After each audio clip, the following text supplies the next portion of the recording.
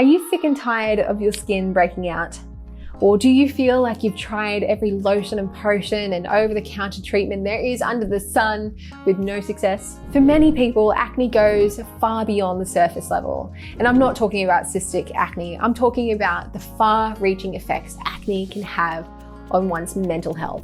In fact, alarmingly, acne sufferers are more likely to experience anxiety, depression, suicidal thoughts, poorer employment outcomes, and lower self-esteem than those who are lucky enough to have clear skin.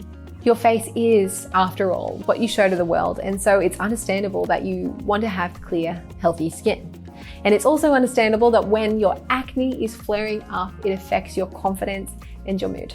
So how does acne actually occur? The sebaceous glands of your skin create an oily substance called sebum. An overabundance of sebum, along with an overgrowth of normal skin cells called keratinocytes, can build up and clog your pores. Keratinocytes and sebum can also both produce bacteria, adding to the problem. These skin cells then get stuck in the pores, mixing with the oil to form a hard plug.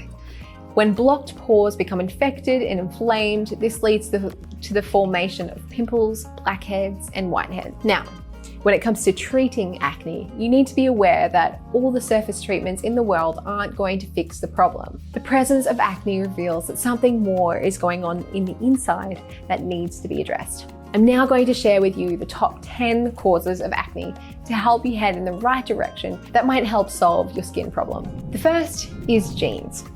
Yes, genetics do play a role in determining your susceptibility to acne, and unfortunately, you don't have much say in your genetic makeup.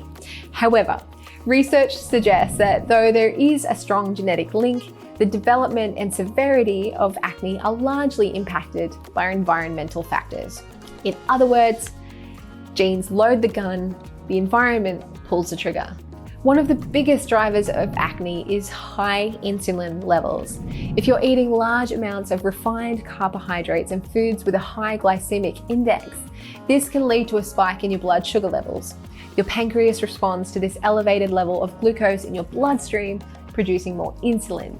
High levels of insulin then stimulate the production and synthesis of androgens, which are known to trigger the production of both keratinocytes and oily sebum. The role of diet in acne has always been a bit of a sticking point, but dairy has long been considered one of the worst foods for acne. Even though milk has a low glycemic index, it aggravates acne by increasing the levels of insulin-like growth factor 1, or IGF-1, which increases keratinocyte proliferation and apoptosis, which is programmed cell death. Milk also contains hormones including estrogen, progesterone, and androgen precursors, which tend to be pore clogging, leading to breakouts. I don't know about you, but for a lot of people, issues with acne start in their adolescent years as their body goes through major hormonal changes. Fluctuations of estrogen, progesterone, and testosterone can cause zits and pimples to pop up.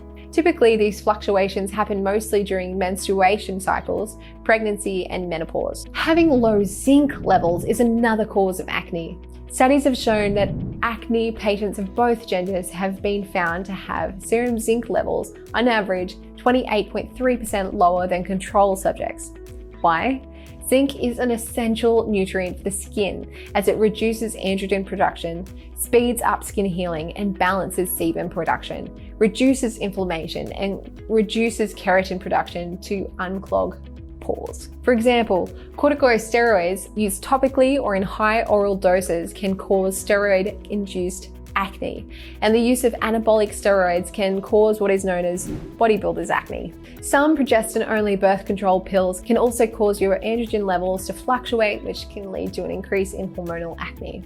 Environmental toxins, such as air pollutants, organic compounds such as coal tar or crude oil, and pesticides are another trigger as they increase oxidative stress, which can alter normal functions of lipids and protein in the skin and prompt sebum production. The 8th most common cause of acne has to do with skincare routines and using inappropriate products and cosmetics. Washing your face too much and using bad products modifies the skin barrier and the microbial balance on the skin, especially in the sebaceous area.